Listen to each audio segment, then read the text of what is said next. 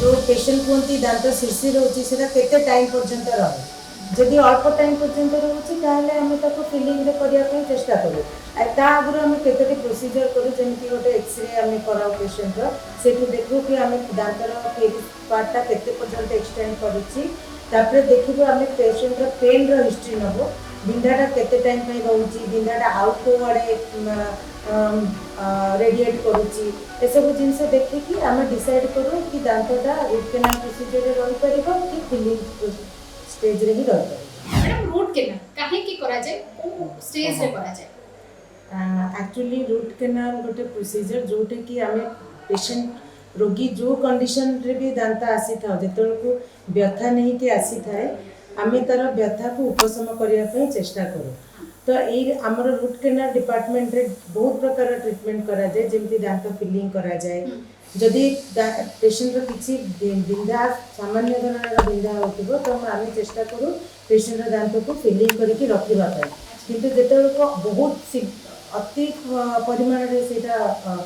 व्यथाटा बढ़ी जाए से आम रूट केनाल प्रोसीजर करा जमी कि दांतर तीन लेयर अच्छी एनामेल डेंटिंग पार्ट जिते आमर जो पोक खाइबा पार्ट गुड़ाक सपोज जदि एनामेल की डेंटिंग रही आम से फिलिंग द्वारा रखिपर जिते को आमर कैविटीटा कि केरिस प्रोसीजरटा आम केरिस पार्टा आमर पल्प पर्यंत पहुँची से आमको रूट केनाल प्रोसीजर करने को पड़े।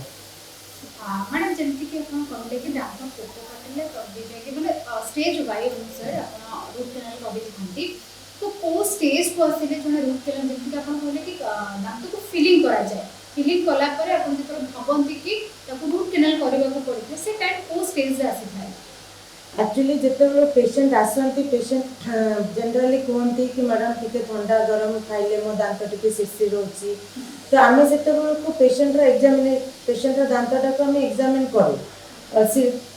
जो पेशेंट कहते दांत शीर्षी रोचे केते टाइम पर्यंत रहे जदि अल्प टाइम पर्यंत रोचे आम फिलिंग करने चेष्टा करूँ आगुरी आम केतोटी प्रोसीजर करूँ जमी गोटे एक्सरे आम कराऊ पेशेंट से देखू कि आम दांतर पार्टा केते पर्यंत एक्सटेंड कर देखू आम पेशेंट पेन हिस्ट्री नब बिंधाटा केते टाइम रोचे बिंधाटा आउ कौ आड़े रेडिएट करुच्ची सब जिन देखिकी आम डिसाइड करूँ कि दांतटा रूट केनाल प्रोसीजर रही पार कि फिलिंग स्टेज रे ही रही पार। गोटे रोगी सपोज तर रूट केनाल करबा पय अपन पाखु आसीचंती तो तांको केते समय भीतर रूट केनाल निजे तर प्रोसेसिंग कोन थाए नॉर्मल प्रोसेसिंग कोन थाए जनरली आम आगे गोटे एक्सरे टे कराओ पेशेंट तापर आम एट द सेम विजिट आम पेशेंट इंजेक्शन देकी आम दांतटा रूट केनाल आरंभ कर दो रूट केनाल एटा डिपेंड करे कि पेशेंट दांतटा को कंडीशन रे अछि जदि पेशेंट दांतर मूल इन्फेक्शन बहुत हो जाइए तो जनरली आमको 3टा 4टा सिटिंग रे करबा को पड़े पेशेंट को 3-4 थर आसिया को पड़े जदि पेशेंट बहुत व्यथा हो किंतु मूल इन्फेक्शन नथिबो ताहले आम चेष्टा करी गोटे सिटिंग रे भी कर दो किंतु जदि पेशेंट दांत अति कॉम्प्लिकेटेड थी धरतु वयस्क लोक होइथिबे कि दांतरे टिके तार मूलटा बंका थी तो से टाइप दांत आमको 2-3टा सिटिंग लगी पारे किंतु जनरली जदि गोटे सिटिंग रही पार आम गोटे सिटिंग रे प्रोसीजरटा सारी मैडम जमती कि अपन अभी कहले कि इन्फेक्शन होता है इन्फेक्शन होबार रीजन कोन है कारण कोन है इन्फेक्शन होबार कारण देखंतु प्रथम पेशेंट जदि अधिका ओरल हाइजीन प्रोसीजर भल नथिबो कि पेशेंट सपोज पेशेंट बहुत मीठा जिनिस खाउथिबे सब जिन किरीस प्रथम इनिशियल स्टेज रे थाए जदि से इनिशियल स्टेज रे पेशेंट आम पाक आसी जाए आम फिलिंग करके रखीदबा जदि से पेशेंट जदि नेग्लेक्ट कला कौन कारण से बढ़ी बढ़ी गला पल्प पर्यंत पहुँची जीव तथापि जदि पेशेंट नेग्लेक्ट कला से पल्प देकी रूट केनाल दे दांतर मूल देकी मूलर पूरा पूरा मूलर ऊपर पोर्शन कि तल पोर्शन पर्यंत पूरा पहुँची जाए बुझीपारे तो सही टाइम रे हमको रूट केनाल किसी टाइम रे इन्फेक्शन टा बढ़ी जाए। मैडम जमती कि अपन कहले कि जाने इन्फेक्शन हो तो रूट केनाल आवश्यक पड़े प्राय समस्त मीठा खाइबा को पसंद करे नथि तो तांको भी रूट केनाल आवश्यक पड़े कि हाँ निश्चय बेले बेले एमती पेशेंट वयस्क लोक मैंने बॉयज एज रिलेटेड दांत गुड़ाक टिके सरी जाए कहीं जमी अलग अंग प्रत्यंग भी पेशेंट एज रिलेटेड प्रोब्लेम हुए सेमती दांत भी केरीज न खाई पेशेंट दांत जदि एनामेल डेंटिन सरी जाए तो से टाइम रे भी बिना इन्फेक्शन रे भी पेशेंट को अति सीवियर दांत कथा भी हो पारे कि पेशेंट जदि किसी खाऊे से हार्ड जिनस आसीगला किसी शक्त जिनस आसीगला तो पेशेंट धरतु से चोबई देते हठात से तो इमिडिएटली पेशेंट न जानी पारती कि से इफेक्टा आपंकर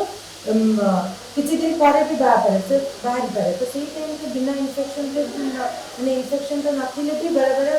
दर्दार कारण हो जमती कि आपन कहले कि आपन को आगे फिलिंग करबा पड़े है फिलिंग करबार केते दिन मध्यरे रूट कैनाल करबार आवश्यकता है देखो जदि आम फिलिंग ठीक भाव में करवा और जो दांत इंडिकेटेड था आम से फिलिंग करूँ कि बेले बेले कौन दांतटा जो बॉर्डर लाइन स्टेज रे भी थाए तो से टाइम रे आम दांत को फिलिंग करके रखी था जदि पेशेंट को पेन न है आम जनरली पेशेंट को कहो 15 डेज रु 15 दिन 30 दिन पर्यंत देखा जदि पेशेंट आराम से दांत चोबी खाई पार दांत खाइबा रहा यह सब किसी प्रोसीजर ना दांतटा बिना रूट कैनाल भी बहुत दिन पर्यंत सेमती फिलिंग स्टेज में ही रही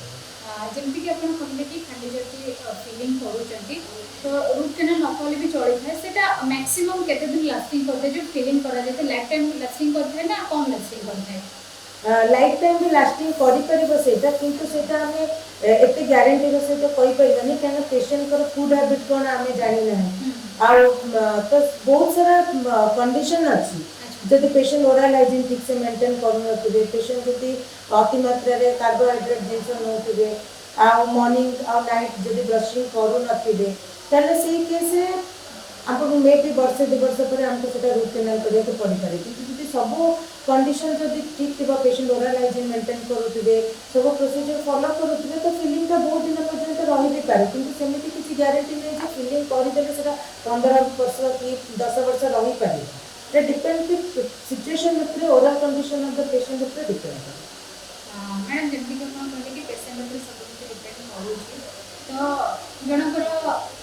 जमती कि फीलिंग हैला कि रूट कैनाल हैला करि सरला परे जो नॉर्मल कना जते फीलिंग न हो कि रूट कैनाल न हेतिबो नॉर्मल सब खाते से माने खाइ पारुथिबे बट रूट कैनाल परे कि मतलब फीलिंग करे तो से सब खाद्य व्यवहार करि पारे कि करि पारेबे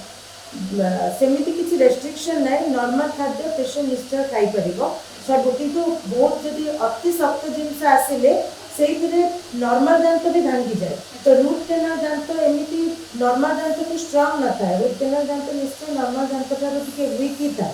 तो आम नॉर्मली आम डे टू डे लाइफ में जमी खाई पार्टी सब खाई पार किंतु अति शक्त जिनस आसीगले मे भी दांतटा भांगी भी जाए तो सेमिति किसी रेस्ट्रिक्शन है पेशेंट सब जिन खाई मैडम जमती कि आपन कहले कि पेशेंट जदि नॉर्मल जमती कि हां आमे भी मानु कि नॉर्मल जमती भलो दांत रही थिबो खाइबा खाइला बेले दांत भांगी जाय पारे एटा जो रूट कैनाल करे दांतटा कन आर्टिफिशियल आइथन ना से ओरिजिनल दांत ही था नहीं से ओरिजिनल दांत ही रही थिबो और से ओरिजिनल दांत से सेम जगह रे रही थिबो आमे सेटा रे ही रूट तो सेटा आर्टिफिशियल दांत नहीं सेटा पेशेंट निज नेचुरल दांत और से पेशेंट बहुत कंफर्टेबली खाई पार आम जदि आर्टिफिशियल दांत सहित कंपेयर कर जमती कि रूल्स थाए कि नॉर्मल दांत जदि झड़ी जाउची रूल्स थाए कि 24 घंटा भीतर नॉर्मल खाइबा खाई परिबेनी जेमती कि लिक्विड खाइबा खाई परिबे रूट कैनाल पर सेमती किछ अछि कि प्रॉब्लम आम रूट कैनाल जदि जनरली गोटे सिटिंग रे आम कहि दो ताले पेशेंट को आम परमानेंट फिलिंग दे दो जदि गोटे सिटिंग रे आम कर न पारो 2-3टा सिटिंग लगे तो आम से गोटे टेम्पररी रेस्टोरेशन दे था टेम्पररी जिनसटा टिके हार्ड होगा टाइम लगे तो घंटे 2 घंटा पे रेस्ट्रिक्शन था हाँ रूट कैनाल दांत जिते पर्यटन आम प्रोसीजर पूरा कंप्लीट कर न आम पेशेंट को इंस्ट्रक्शन दो किसी शक्त जिनस न खाइबापे से पटे ना सब जिन पेशेंट खाई पारे सब नॉर्मली जेतोले समस्त तो सकाळ उठी ब्रश करी थांती कि नाइट रे सोइला बेले ब्रश करी थांती नॉर्मल ब्रश रे समस्त ब्रश करी थांती किंतु रूट कैनाल परे ब्रशिंग पाई अलग किछि मटेरियल मतलब ब्रश रो आवश्यक पड़ी था ना नॉर्मल ब्रश रे नहीं पेशेंट से नॉर्मल ब्रश ही जनरली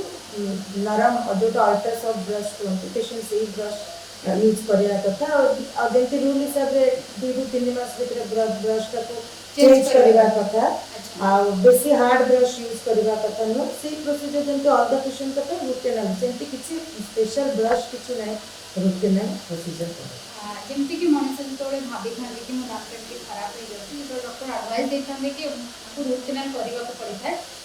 ସେ ଟାଇମ୍ରେ ପେସେଣ୍ଟ ଥୋଡ଼ା सा ପ୍ୟାନିକ୍ ହେଇଯାନ୍ତି କି ଯେମିତିକି ଡରି ଯାଆନ୍ତି ସେତେବେଳେ ଆପଣମାନେ କ'ଣ କରିଥାନ୍ତି? जनरली देखो आप बहुत भल क्वेश्चन पचारे ଆଜ୍ଞା समस्त को निश्चय डर लगे को भी प्रोसीजर हो बट आम से पेशेंट को टिके काम एंड क्वाइट हाँपाई कहू आउ पेशेंट को टिके आम साइकोलोजिकली टिके काउंसिल करूँ कि आम गोटे इंजेक्शन दबा इंजेक्शन देदेले आपंकर से पटे पूरा आपणकर बडीरा आपन को किसी लगे ना जदि मझे ट्रिटमेंट आरंभ कला बेलू भी जब पेशेंट किसी व्यथा जदि कंप्लेन कले आम पुणी पेशेंट को बुझेगी पुणी थे कर ट्रिटमेंट तो ये किसी डरबार ना रूट कैनाल प्रोसीजर कि ये नॉर्मल प्रोसीजर भाया जमी इंजेक्शन देके कराए सेमती कराए नॉर्मली केते खर्च आसीजे आनुमानिक हिसाब रे मैं कहूनी आपन को प्रॉपर्ली एते खर्च आसे बोली आपण अनुमानिक हिसाब रे केते खर्च आसे रूट कैनाल ପାଇଁ देखो जनरली जहाँ भी हो मिनिमम 1500 ରୁ 2000 टंका निहाती रूट कैनाल खर्च हुए तापर गोटे कैपिंग भी लगेगा पड़े तो अनुमानिक 2000 ରୁ 3000 भीतर खर्च हो बहुत बहुत धन्यवाद मैडम आपने हमको टाइम दे दर्शक आप जानी भावुचे रूट कैनाल किसी ना किसी प्रोब्लेम आसीथिबो जहाँकि आप डॉक्टर एडवाइस देते रूट कैनाल करने आप डर भी आसी आशा करुँच वीडियो माध्यम किसी सल्यूशन आपको मिल भुवनेश्वर कैमेरा पर्सन लोकनाथ सहित मुझे ओडिशा।